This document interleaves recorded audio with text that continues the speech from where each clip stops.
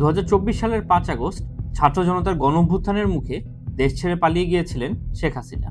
আদালতের রায়ে তার মৃত্যুদণ্ড হয়েছে। তিনি এখন ভারতে অবস্থান করছেন। বাংলাদেশ সরকারের পক্ষ থেকে ভারতীয় সরকারের কাছে শেখ হাসিনাকে প্রত্যর্পণ করার জন্য নিয়মিতই কূটনৈতিক প্রচেষ্টা চলছে।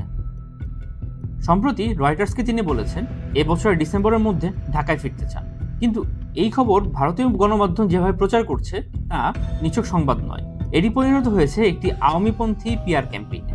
বাংলাদেশ সরকার যদিও বারবার বলছে তারা শেখ হাসিনাকে ভারত থেকে ফিরিয়ে আনতে চায়, ভারতীয় মিডিয়া সেই বয়ানের ধার ধারছে না। তারা হাসিনা প্রত্যাবর্তনকে এমনভাবে প্রচার করছে যেন তিনি একজন নির্বাসিত নেতা, অথচ তিনি যে একজন গণহত্যাকারী, দণ্ডিত আসামি।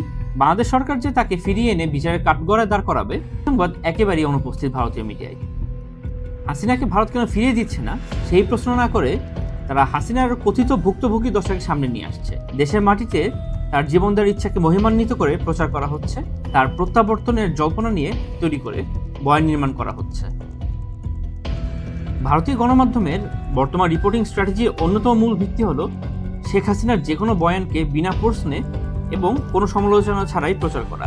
তারা এমনভাবে এই প্রচারণা চালাচ্ছে যেন শেখ হাসিনা মৃত্যুর মুখোমুখি দাঁড়ানো একজন দেশপ্রেমিক বীর।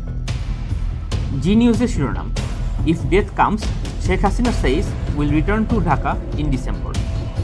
উইওনের শিরোনাম, want death to come on my own soil. Times of India লিখেছে, গ্রেপ্তার বা খুন হলেও তিনি ফিরবেন।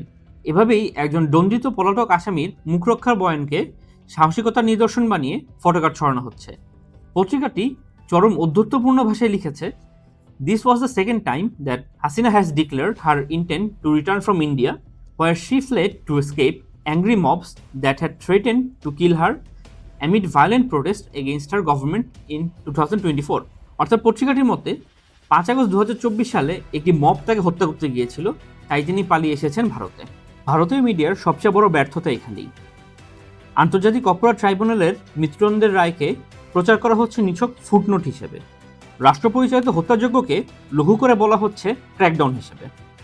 যেমন উইওয়ানকে শেখ হাসিনা বলেন, when a government works for a long time, mistakes can happen.